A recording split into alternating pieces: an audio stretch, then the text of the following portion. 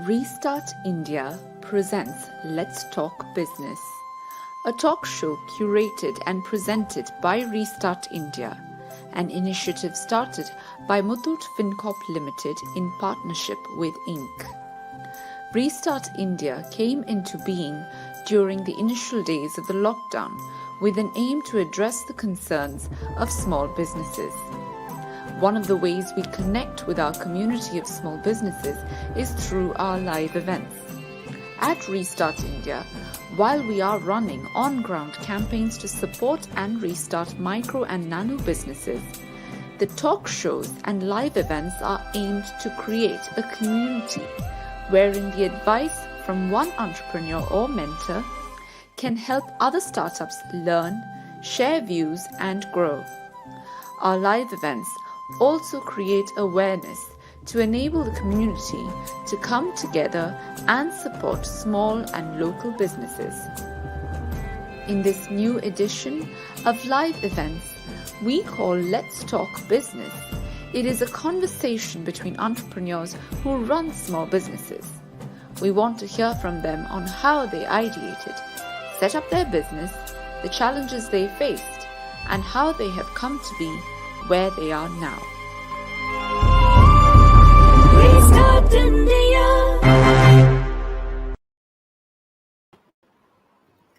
Hello everyone. On 23rd August 2021, Restart India turned 1. We hope all of you had a chance to watch our 1-year celebrations. Now, as we move ahead into our second year, we want to focus and streamline our efforts in uplifting the nano and small businesses. Good evening, everyone. I'm Shraddha Narayanan, Program Manager for Restart India. Our live events are specially curated for young entrepreneurs who are just starting on their journey.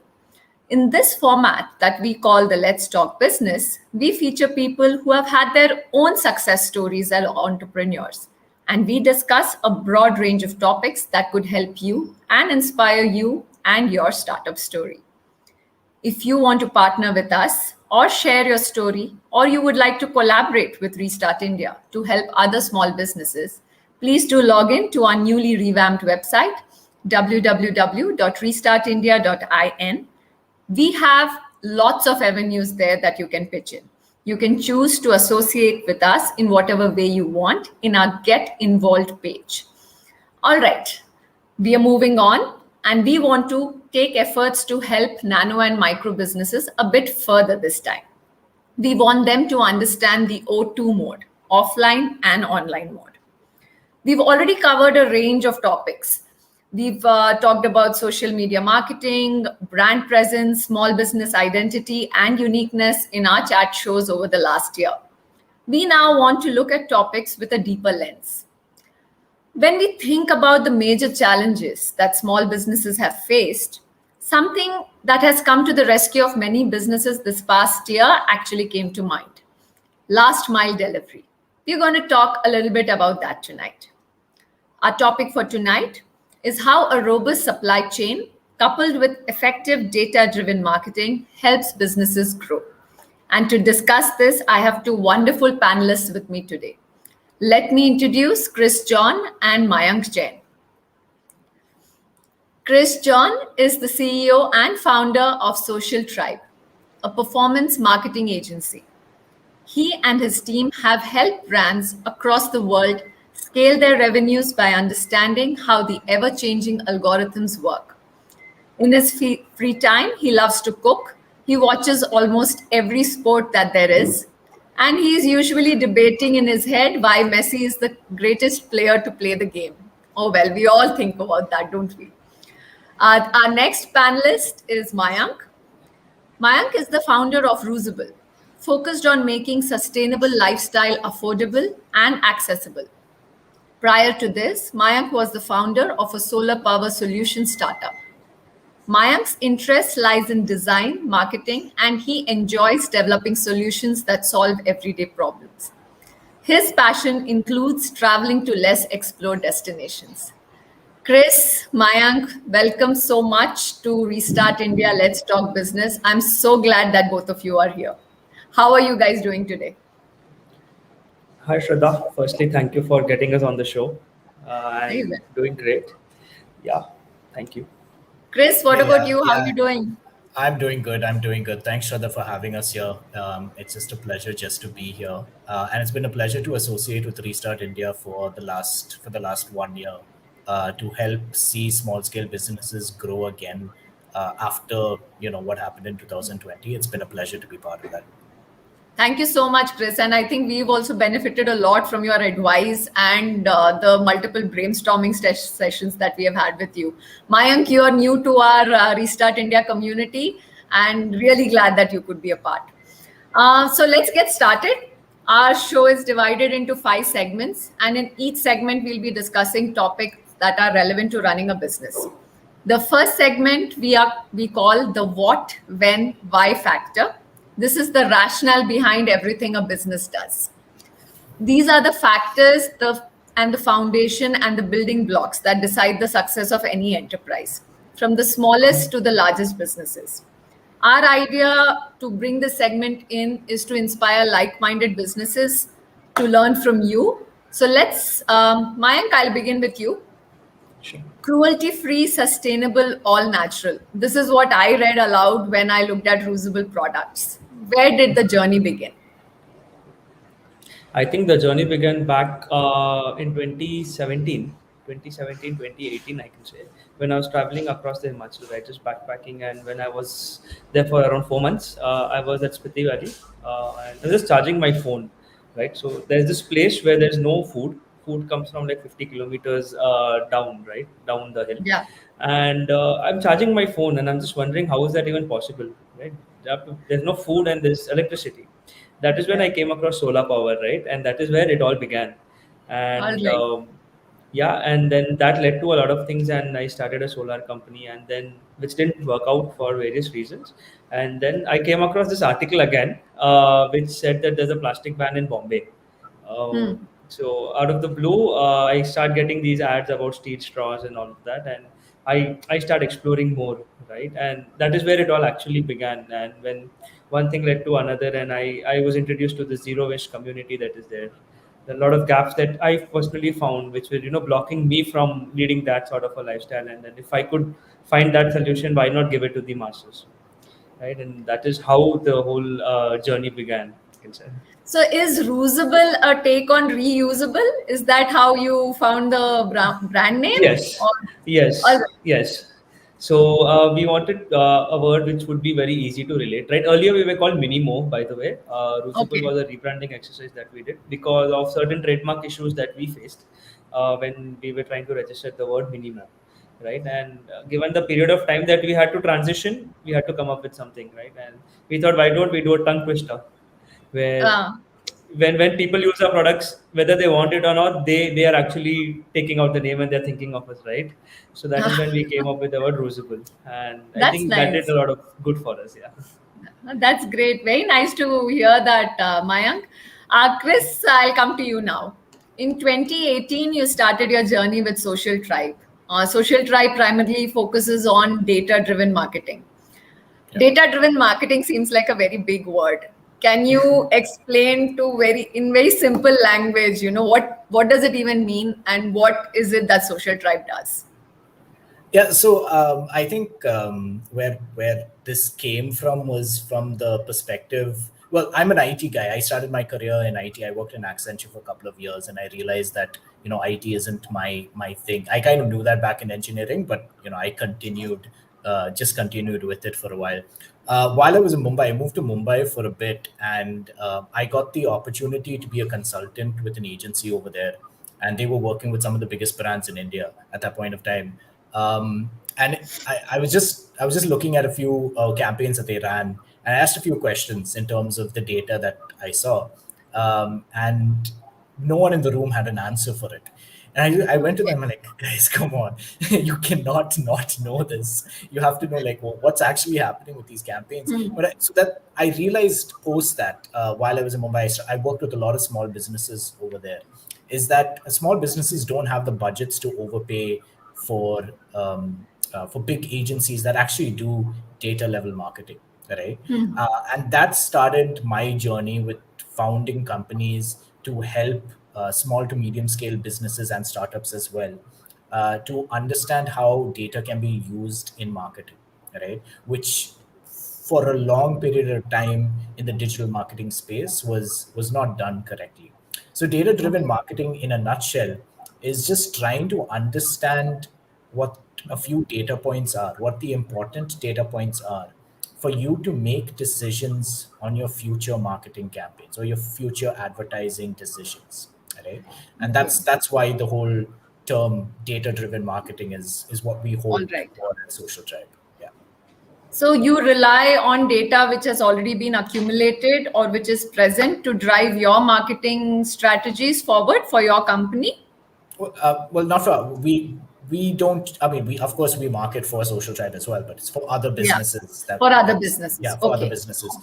So it depends. A lot of businesses don't have pre-existing data, right? So we have to develop that data for them, and then we have to tell them what exactly are the key data points that you should be concerned about. It's not the Right. same for every business, and it's not the same at different stages of different businesses as well. It changes, it evolves. So yeah, so it's different for different perspectives. Great, great. So we have really vast experience between you, Mayank, who into sustainability, and Chris into data-driven marketing. I think it's going to be a very interesting conversation. Which brings me to my next question, Mayank. Sustainability isn't a new concept, right? In fact, now it looks like it's in vogue. But if we look back, maybe our former generations were actually more conscious consumers. So I want to understand, in your opinion, what has changed the culture and why is it a pressing issue now? And a follow-up to that would be, if we do use sustainable products, by how much percentage are we actually reducing the waste and what impact is it making? Because I always tell, reuse certain things. Oh, one straw or one plastic spoon not going to make a difference. It's okay. I'm just using one, right? So that's still prevalent. So what is your take on that? Why do you think the culture is changing, and what has changed from previous to now? And now how much can we go ahead and do? So to break it down easily, I think it's a circle that has come, right? It's coming to a full end. So like you said that we were living this lifestyle before, right? And when we were living this lifestyle, we plastic was an innovation then, right? Which was Yeah. innovated to make a lot of new things, which was innovated to make things easier, right? And when we started using that as humans, we did not really think about the environment because that was not the concern at that point at all, right? But the dependency increased so much that we forgot our roots, right? We forgot how our great grandparents used to live, how people used to live earlier, and how life was very simple and not complicated, right? There was a stick with which people used to brush, right? Yeah. It was just very easy, right? And then convenience came into the picture, right? As convenience came into the picture, I mean, what would you want, right? More than convenience? There's nothing else that you would want. Convenience at a cheaper price is the best thing ever, right? So that came into the picture, and with that, we saw a lot of business opportunities and a lot of things happened.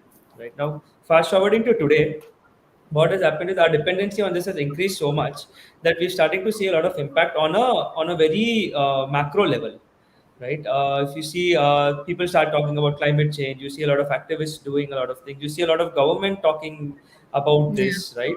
All of that is happening, and you sitting in one corner of this whole ecosystem thinking on how can you contribute, right? Even I think, how can I contribute, right? ठीक है, government बात कर रही है, there are people talking, there are a lot of people doing a lot Yeah. of things, but how do I do this at a very basic level, right? And the best way to do it would be to replace your everyday basics with something which is more sustainable, right? With something which has been done in the past, can be done now, right? Why it's coming into the picture now, why a lot of people are talking, is because we can see serious impacts happening now, right? While scientists have been telling about it from the past 15-20 years, we are seeing some sort of imbalances happening, right? I mean, at a Yeah. very macro level, again, I mean, not affecting you and me, but there are things happening for sure, Yes. right? And how do you and I contribute? I think it can be with a very basic thing of making our everyday lifestyle more I can say more conscious, right? And to make that, the problem again is there are not a lot of solutions outside which are providing you that, Yeah. and it's very expensive. So that was a gap that I also found, and that is where I started working on Rusabl, right? And by and we're trying to make it very cool and very trendy by giving it a touch where it becomes a part of your lifestyle, right? And somewhere I think not just Rusabl is at a very very micro level, I can say, but a lot of people collectively doing this is actually creating the buzz, and it is becoming a new normal now, right? It is a Yeah. lot of people collectively trying to spread this lifestyle is what is making it normal. And at an individual level, when you say, right, it's just a toothbrush that I'm using, how is it going to affect, right? It's just me. So a fun fact, the first toothbrush that was ever created, right, the plastic toothbrush is still there in the landfill. It's not gone. And if you think you've used it and you've thrown in and it's gone, no, it's not. It's there. Either it's into some turtle's nose or maybe into some animal, or it's just there, right? I mean, when you think of it, it sounds bad, right? Yeah. And so that into 12 billion, right? That Imagine. is the number of toothbrushes that are there outside, right? So when we think of an individual level, I think you need to think you into the number of people that are there out there. Then you see the impact, and not just if I just use one straw, nothing is going to happen. But if everybody starts thinking like you, then where is it even going to start, right? Correct. And I to think, answer this question, we're just making it easier and more convenient by giving solutions which are affordable and which can be user friendly. Right? Just trying. I mean, so yeah. lot of areas for innovation in that. Like you rightly mentioned, there are not many in pocket solutions. And yes, the way you put it, multiply yourself into billion, then you understand what impact you will have. Very nicely put, Mayank. Yeah. Uh, Chris, uh, something which has been, has brought to light in this pandemic. Everything is available on the internet, and looks like internet belongs to everyone now. Comments, anybody can comment, opinion, everything. But how much of the data that's actually available on the internet is actually reliable? And there was this term called hidden data, which hasn't been explored. Is that true? And if yes, it hasn't been explored, what is it? And can you give us some examples to help us understand? First off, the availability of data on the internet. I mean, you can find anything that's anything that you want Yeah. will be there on the internet. But finding it is a problem, right? Finding it is a huge problem in terms of finding the data and then finding the right source for the data Correct. as well, right? For businesses across India, they require and need data sources to provide them, uh, whether it's sheets of data or huge downloads of data for them to operate businesses. Right now, say for example, you're a small business, and you're looking to sell to your customer. It would be so much easier to sell to the customer if you could just go right up to the customer and talk to them about Correct. your service, about your product, or what you're actually doing, right? But unfortunately, you won't be able to do that because you don't have their contact numbers, you don't have their phone numbers, you don't have their you don't have their email IDs or addresses, right? So what do? You put it up on social media, you put it up on your family WhatsApp group, you send it Yeah. across to friends and hope someone Yeah. comes and buys from you, right? And people will buy from you. That's definitely going to happen. And then over a period of time, it'll compound and compound again, and finally you'll have a suite of customers that keep coming to you, right? And that's Yeah. how most traditional businesses are. Yeah. But the businesses that are able to grow, from a small business to be able to scale don't do that, right? They go out there and find sources of data that allows them to directly contact their customers. Now, these pieces of data are available online. The legality of it is a huge question, but it's available, right?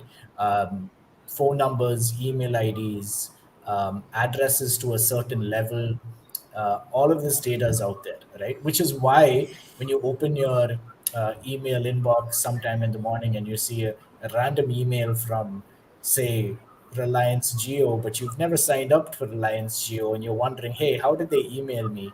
This is probably how, right? Ah. So it's out there, but finding it is difficult. Now, another problem is how reliable is it? It isn't too reliable.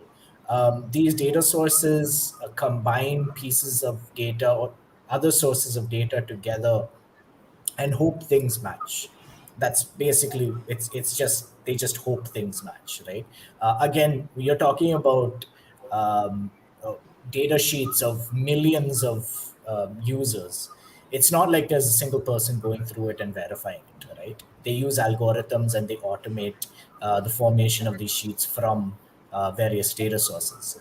So the lot of the people who sell these pieces of data or provide it on the internet do not really do a lot of background checking to ensure the data is as verifiable as it can be, right?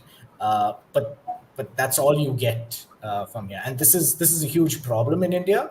There are a number of other existing problems that contribute to this, but it is a huge problem. Reliability of data is definitely a problem here. Great. Thanks, Chris. You mentioned some interesting points which actually I wasn't aware. All right. So now we've got an understanding of Mayank and Chris's jobs. So let's move on to the next segment and let's start hearing something interesting from them. Our next segment is called Snippets.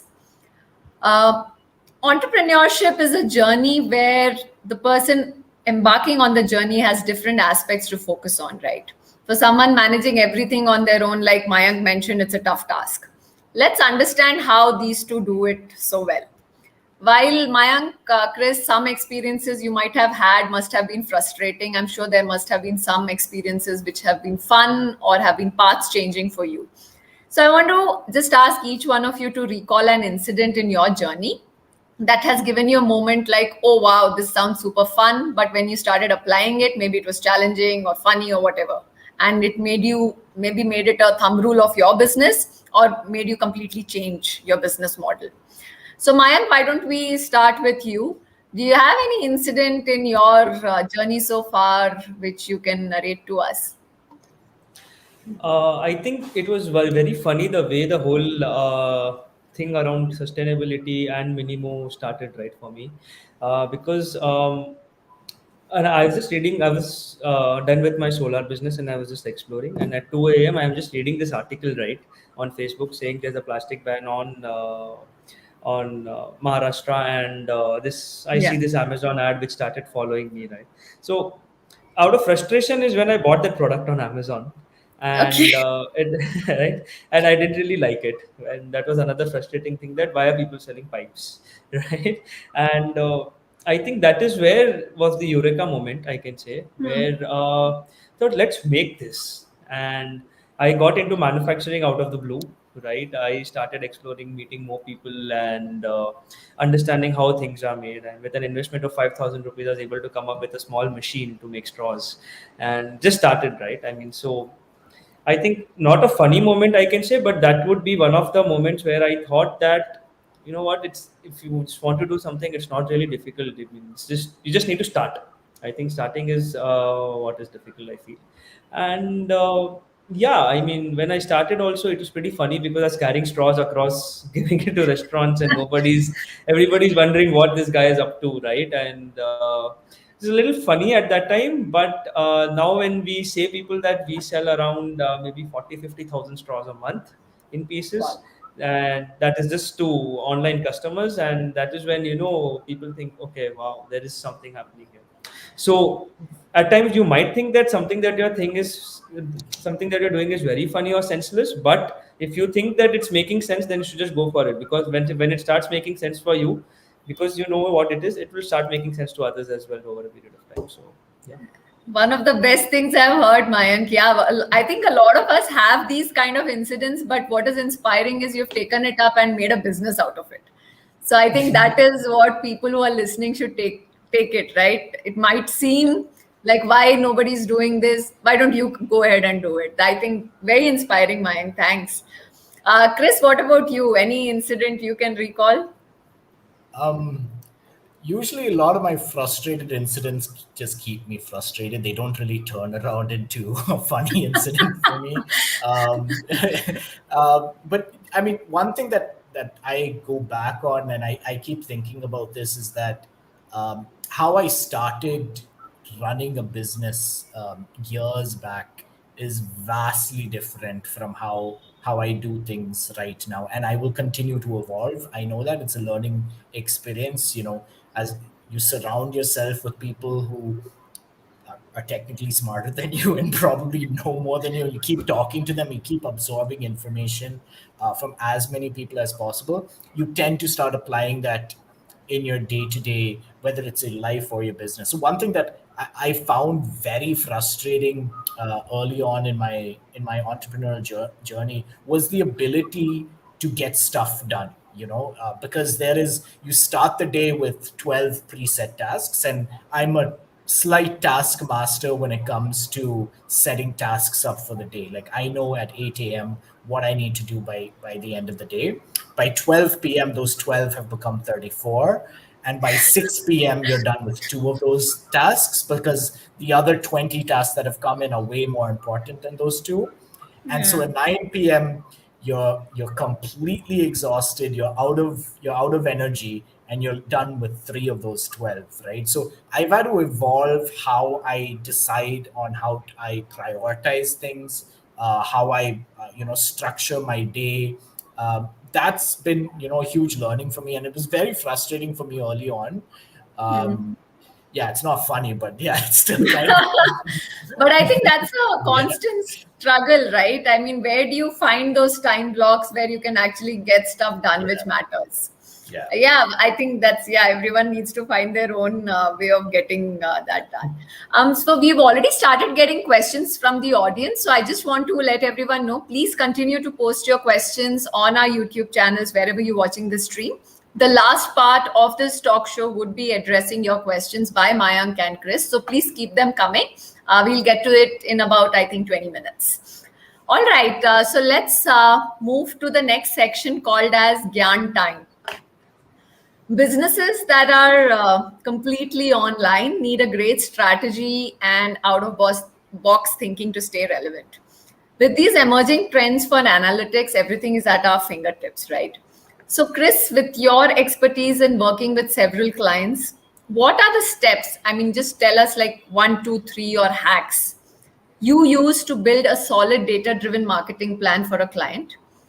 If I am someone who's looking at data points when I am starting out, and what should I review? If you were looking at a person who wants to start in data-driven marketing, what are the 3 quick steps which you will recommend to them based on your experience?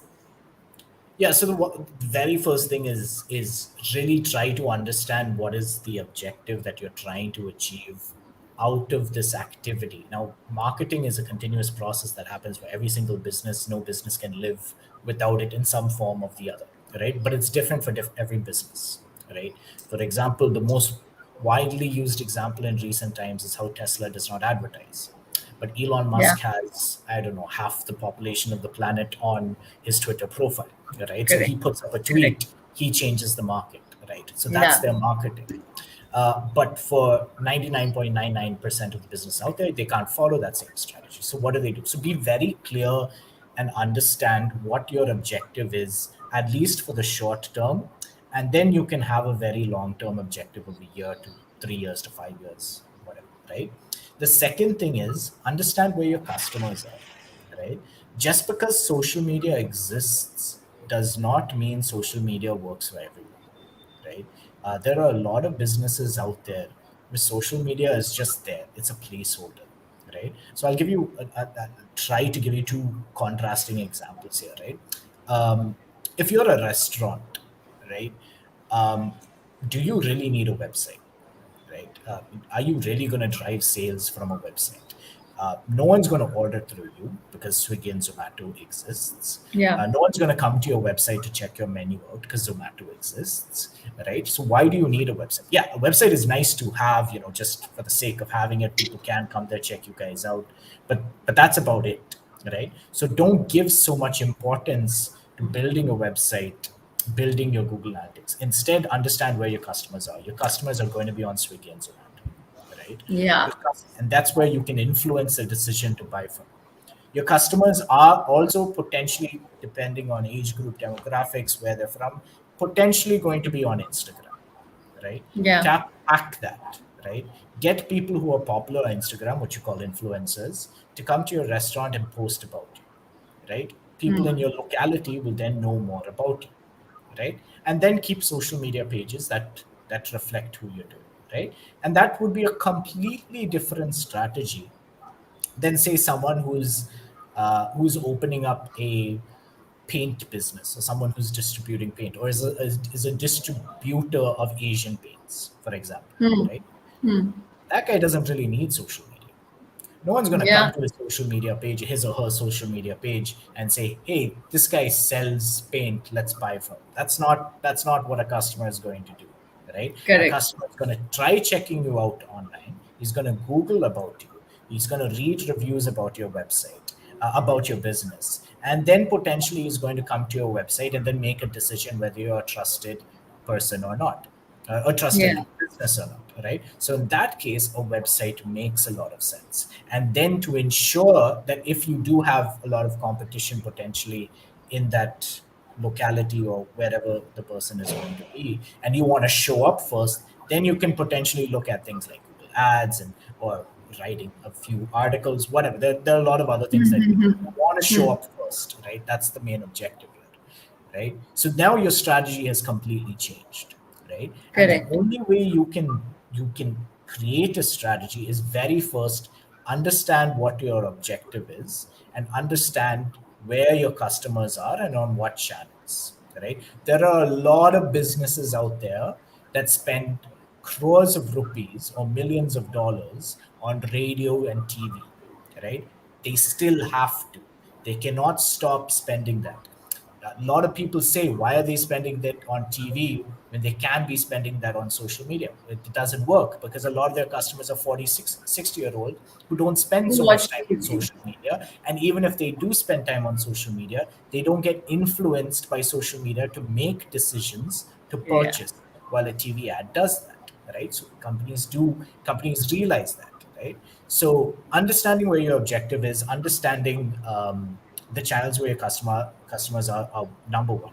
The second thing is please set a goal or a metric that you want to look at, right? If you're a new brand that's launching, your goal should never be how many purchases am I getting or how many actual sales am I getting. Of course, it's great to have. It's the cherry on top of the cake. But your very first thing is how many people am I reaching? Are they coming back to me, right? Is that happening? Am I creating some form of interest or not?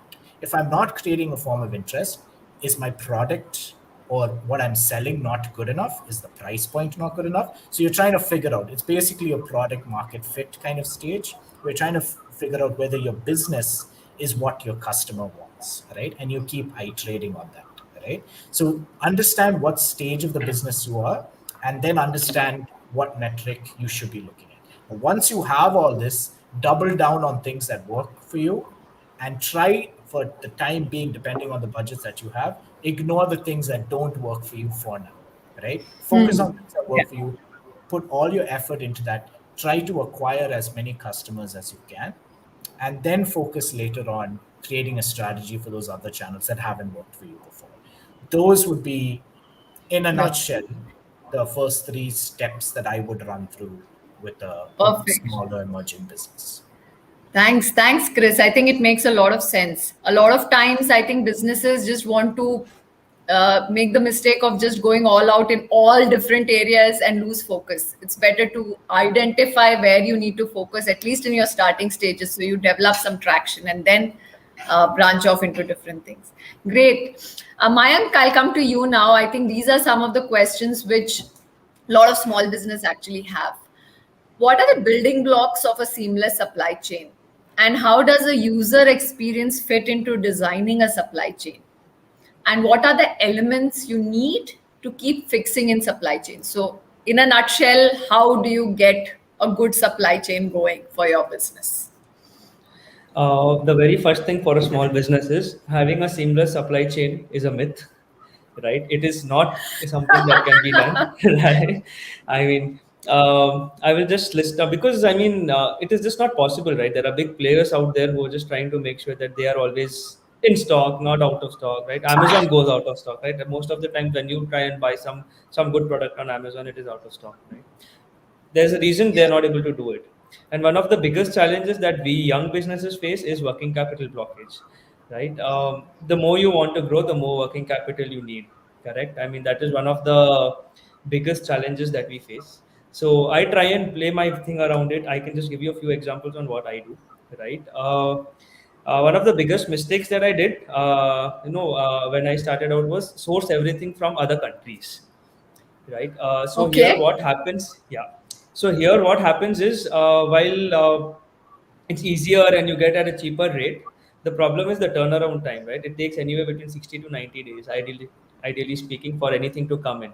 And you need to pay them in advance, right? So you block a lot of working capital there. And then there's even a small disruption.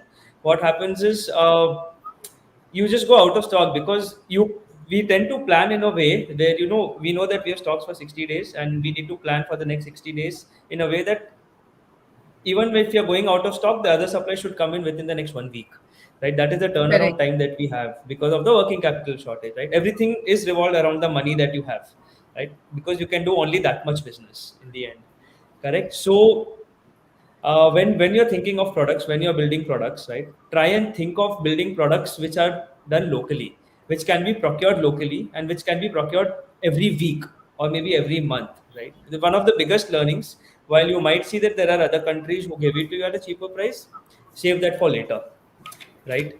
Start your business, make sure you don't go out of stock, build the traction that you need to build, and slowly things will start evolving, right? Today I don't have to think twice on where I need to source from, right? Those are the challenges of the past, and if I would have known this earlier, that I can source it locally as well, and then think of the bigger picture, it would have made a lot of things very easy for me, right? To reach that 1,000, you need to serve those 1,000 properly, right? And when we are only thinking of Correct. the 1,000, right, you're thinking that I will source that 1,000 at X amount and then make more money here. But in the process of making this money, you forget that the user experience is getting hampered. Right? You don't have anything right now to Ah, sell. How are you even thinking of doing it at 1,000x, right?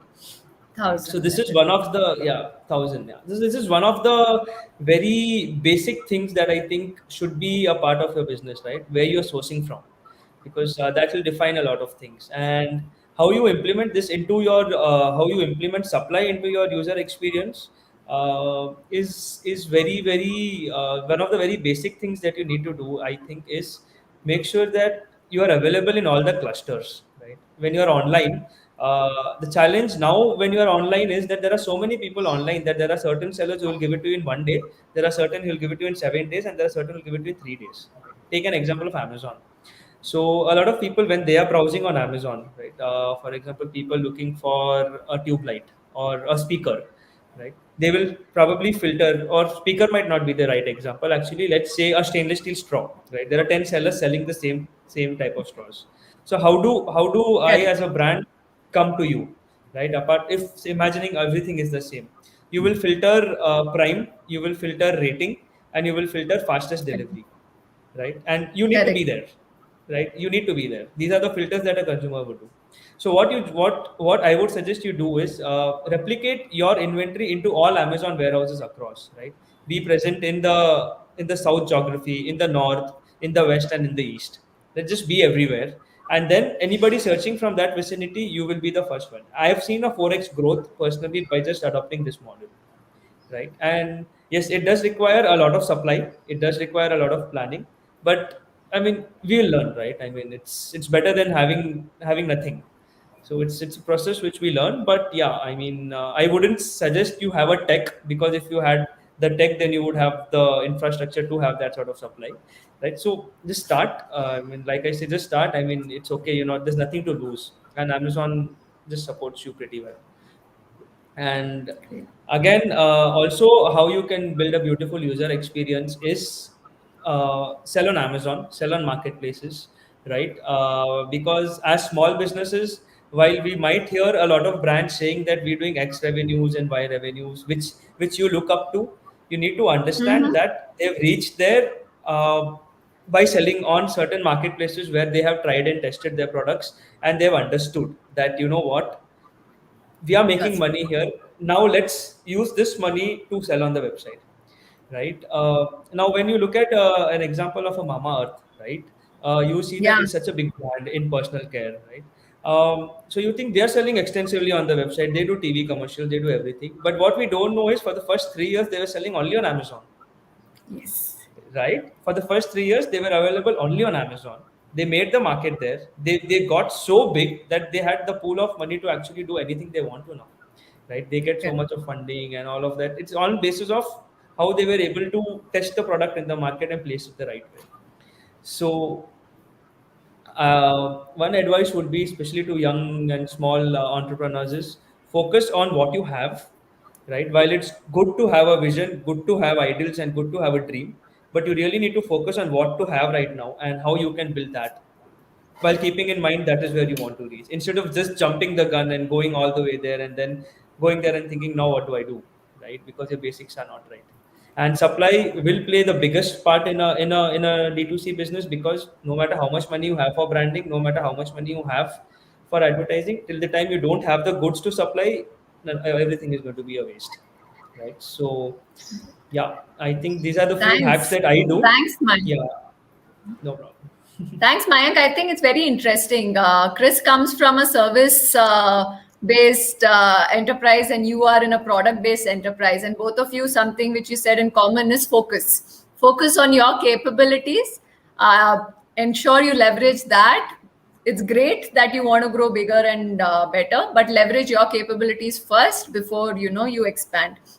And one interesting thing you mentioned, Mayank, is there is no seamless supply chain. There are going to be problems in operations. Yeah. That's excellent. I think even Chris must be experiencing it with his clients. It's different in a service industry. It's different in a product industry. The supply chain here becomes how you interact with your stakeholders and your clients. Yes, there is nothing seamless. You need to keep working on it day in and day out. Thank you guys so much. I think this is a very interesting session, and I'm sure the audiences have got a lot of inputs from here. We move on to our very interesting segment. It's called Let's Watch This One. What we do here is we showcase the story of a small local business which may have done something novel. These little acts of innovation can actually be a source of inspiration to other businesses. So now I'll just invite both of you and the audience to watch a video of Mini, our Restart India champion. Can we have that video on, please?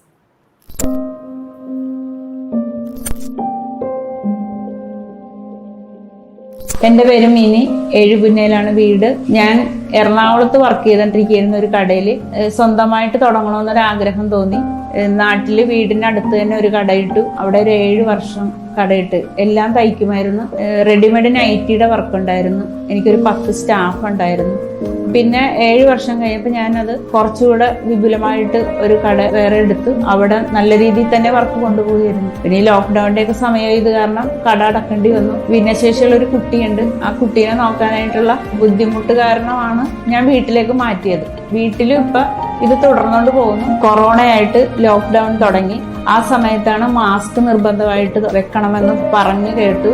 പുറത്ത് 10 രൂപ മുതൽ 100-150 രൂപ വരെയുള്ള മാസ്കാണ് വിപണിയിൽ ഇറക്കുന്നത്.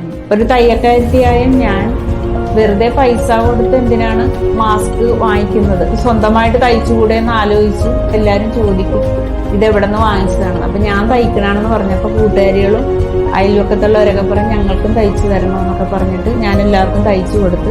ഇത് കണ്ട് കടക്കാരൊക്കെ order തരാൻ തുടങ്ങി. ഓരോരുത്തർ വന്ന് ചോദിക്കും. 1000-നടുത്തൊക്കെ മാസ്ക് തയ്ച്ചിട്ടുണ്ട്. യൂട്യൂബിലൂടെ ഞാൻ പുതിയ പുതിയ മെത്തേഡുകളൊക്കെ കാണാറുണ്ട്. ഏത് രീതിയിൽ മാറ്റി മാറ്റി തയ്ക്കാന്ന് കണ്ടിട്ടുണ്ട്. ഡബിൾ തുണി അപ്പുറം ഇപ്പുറം കൊടുത്തിട്ട് ഡ്രസ്സിന്റെ കളർ അനുസരിച്ചൊക്കെ 2 വശവും നമുക്ക് യൂസ് ചെയ്യാം. അങ്ങനെ മാസ്ക് ഒരു ബിസിനസ്സായിട്ട് കൊണ്ടു നടക്കാന്ന് തോന്നി. ഇപ്പൊ അത് ചെയ്തുകൊണ്ടിരിക്കുന്നു.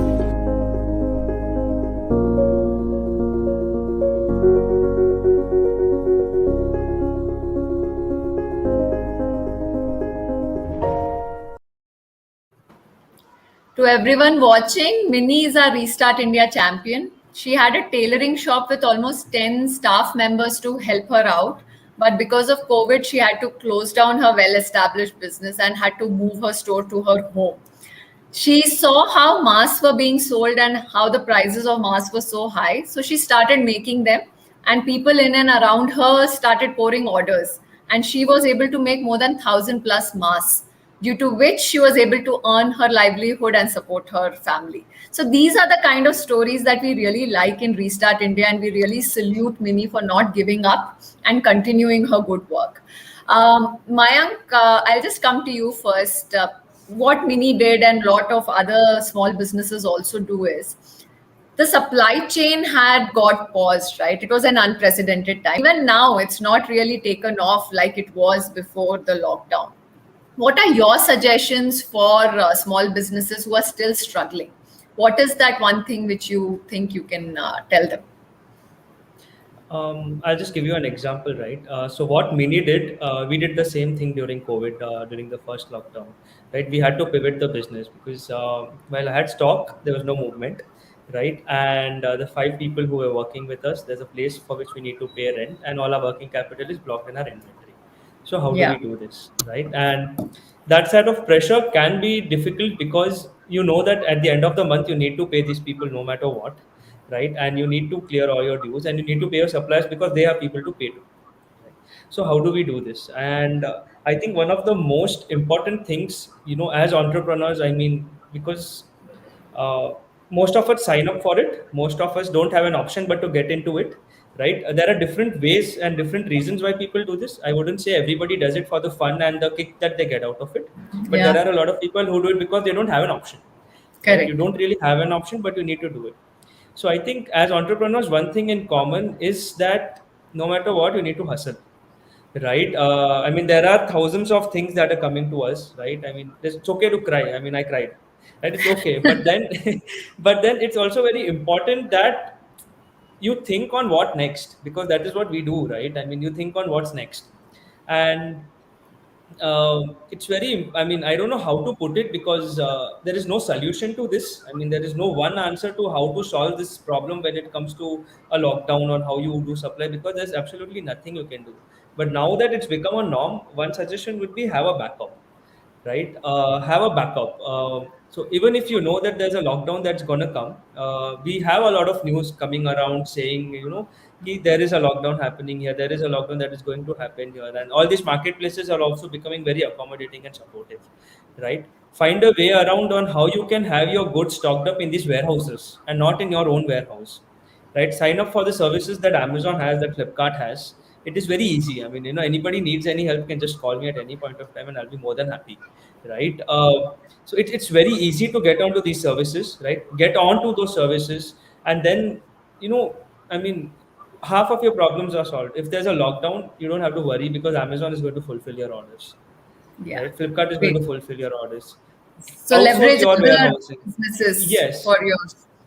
There are so many businesses out there that are fulfilling orders for you, not just Amazon and Flipkart, but also if you say Others. run a D2C website, right? There are a lot of solutions out there who are actually providing these services where you just send your goods and they will pack and sell for you, right? All you need to focus is having sure you have inventory and making sure you're selling properly, right? So just sign up to these services, have them as your backup. Might be a little expensive, but it's worth it, right? It's better than doing nothing and taking all the tension.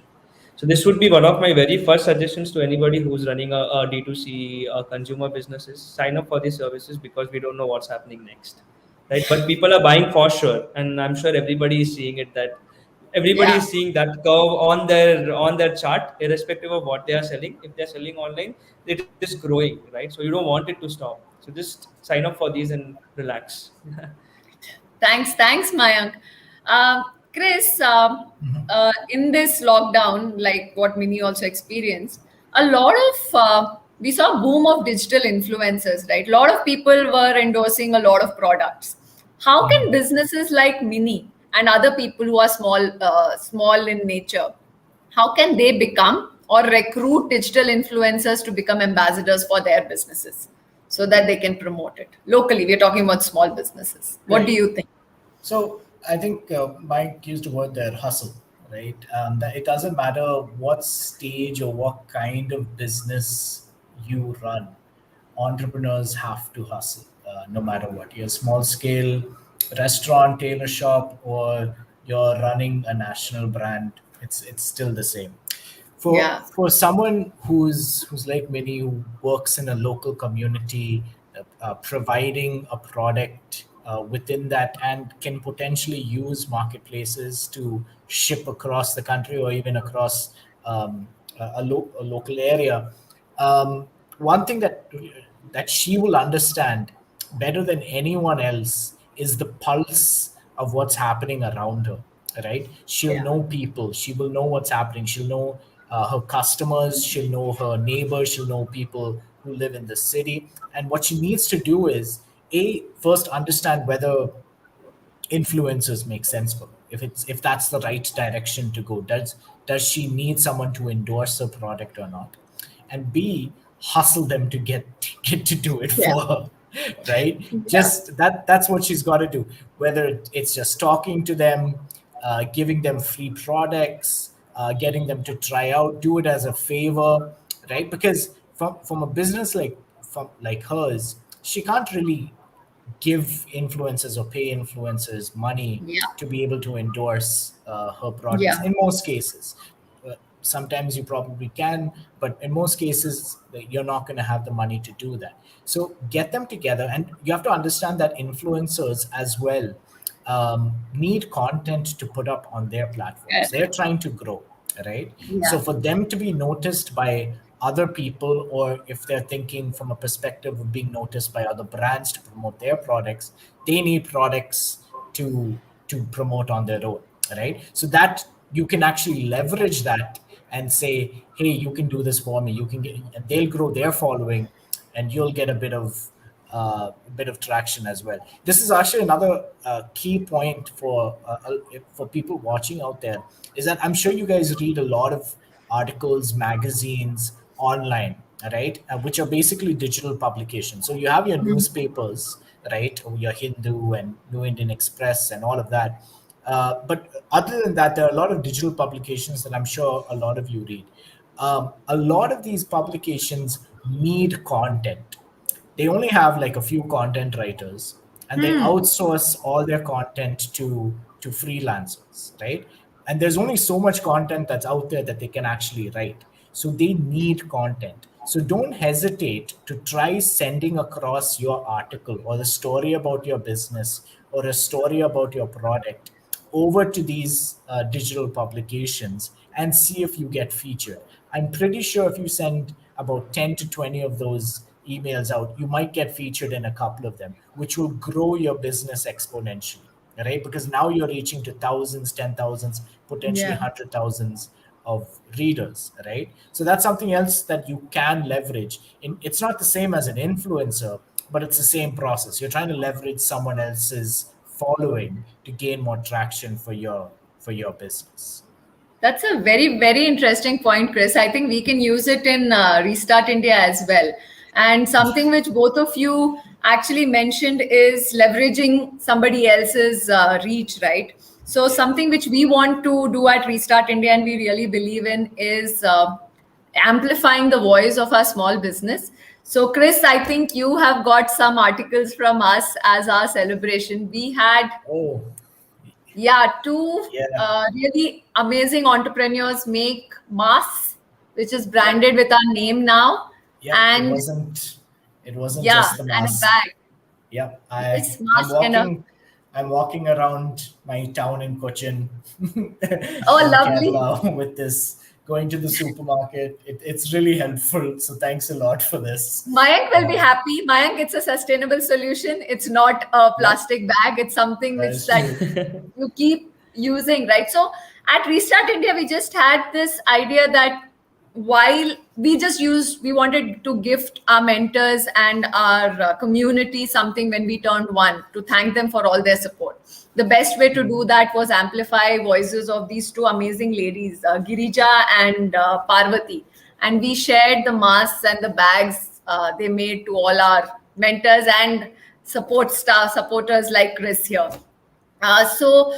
Chris, I just wanted to ask you, how did you feel when you got something like this? Did it remind you of anything? What did you think? What were your first emotions? I mean, my first emotion was just seeing impact.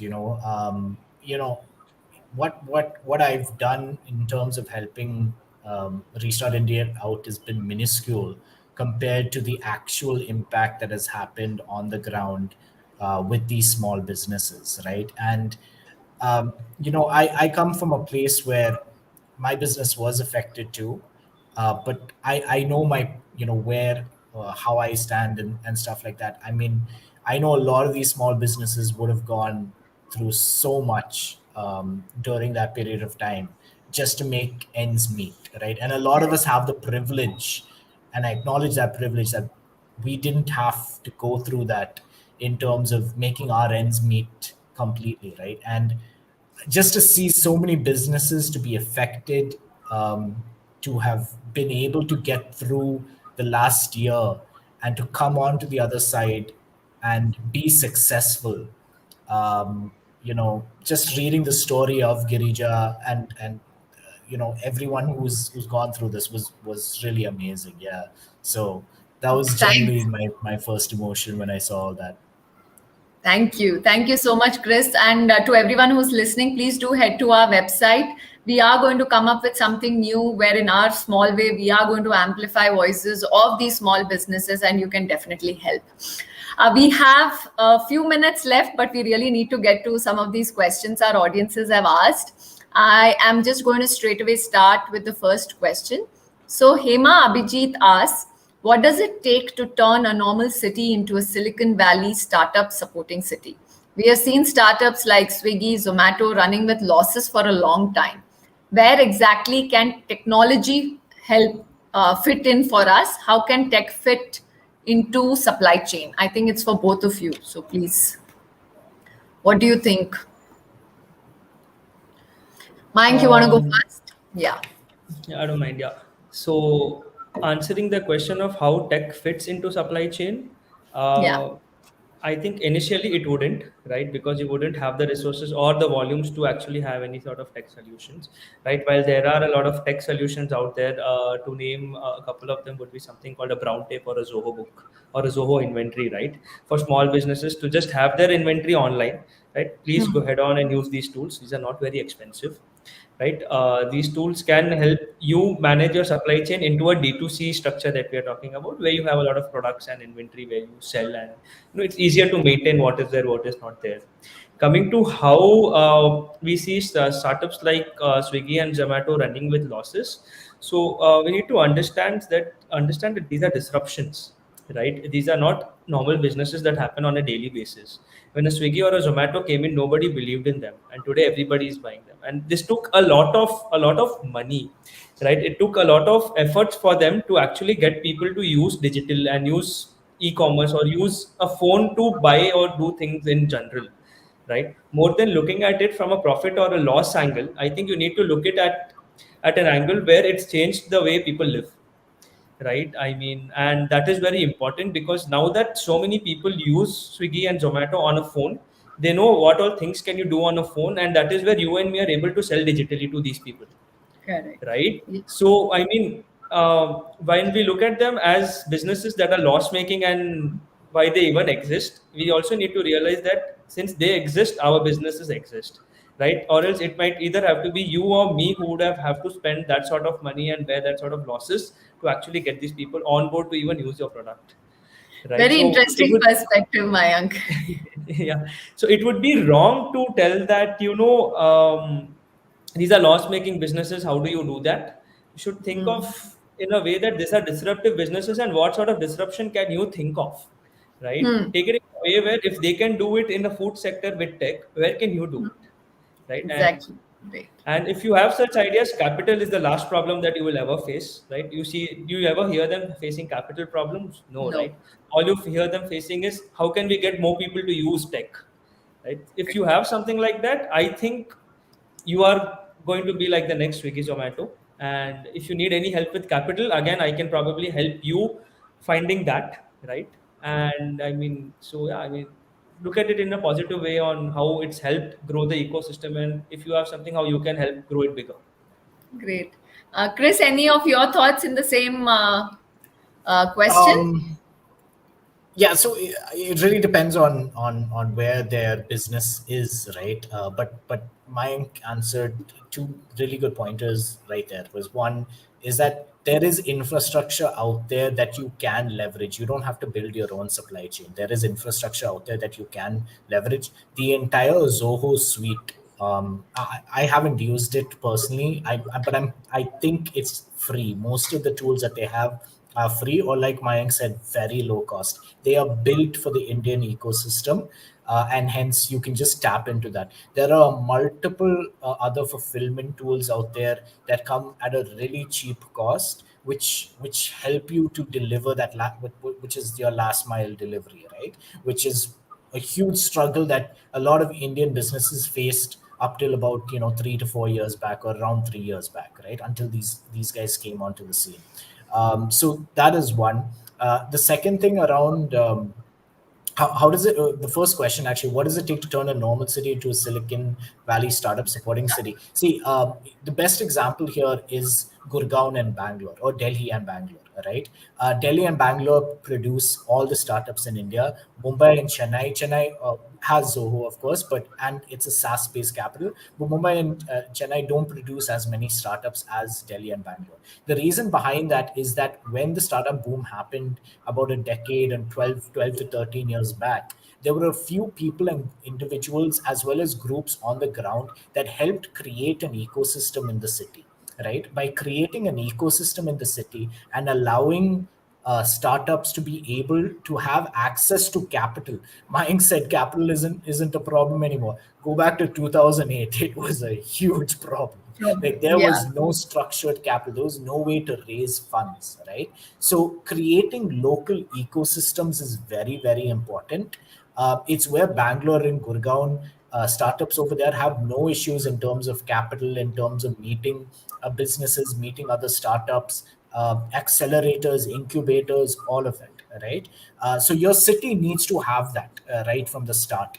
And a lot of that work has to be done, A, by the government, and B, by educational institutions. It has to grow from your colleges, and then proceed into the real world, which also needs a lot of ecosystem help, right? So that's just wanted to address that first point in terms of what can be done for that. Thanks. Yeah. Thank you, Chris. I know we are running short of time, but I will take this last question. Purnima from Kota asks, what are some effective ways to measure a business's overall brand impression after it has been marketed? Quick thoughts on this, Chris? Yeah, I mean that's a little difficult to answer in terms of, so you have to understand, like, where all have you actually marketed? Are you talking about offline or online, right? But if you are talking about online marketing, every single tool that you will use online will always give you the overall impressions that your marketed product or ad would have gone out to. So that is one area that you can see. The second thing that you want to see, if you are an online brand, people should be able to start searching for you after a period of time, right? So you market your brand for a period of 6 to 9 months, or whatever time period you want, to create that awareness out in the market, right? But then what's the hope? After you've created that awareness in the market, people should start coming to you, right? So two main metrics that you need to look at is, one, on your Google Analytics, if you have a website, see how many people are coming directly to your website, right? They're not coming through social media. They're not coming through Facebook. They're not coming through Google search. They are coming directly to your website. That means your marketing or your brand marketing activities have been successful, right? When I say see how many, see if there's been an increase, right? Don't expect to go from 5 people coming directly to your website to 5,000. It's not going to happen, right? But if you've seen a 5 to 100 or a 200, it's because of your brand marketing activities. That is one. Second thing is, Google provides a tool which allows you to see how many people are searching for your brand name over a period of time. See if there's been any sort of spike at all, right? The numbers that it gives is very arbitrary. It just says 0 or 1, which is, I don't know why Google does that, but just see if it's gone from 0 to halfway to 1 to 1, right? See if your brand has been talked about online more, right? And I think that will be another way to see if your overall brand marketing activities have helped you improve your brand impression in the market? Thanks. Thank you, Chris. We already overshot our time by 4 minutes, but thank you so much for being a part of this session. Chris, for also supporting us through this 1 year and continuing to do so. Mayank, welcome to the Restart India ecosystem. And you have mentioned multiple times that you'll be happy to help out any small businesses directly. So thank you for that. Everyone watching, thank you so much for tuning in. I think we learned a lot from both Chris and Mayank, and we are definitely hoping we can get them on the next round again. If you have more questions for them, please do post it. We will try and get it answered by them and post it on our website, www.restartindia.in. Please do log on, sign in, get involved. You can also help small businesses like Girija, Parvati, the masks which we have now, and the bags which we are doing. Please become a local brand ambassador in your own town and in your own city and help people shop small. Thank you so much for joining in. Good night, everyone. Thank you.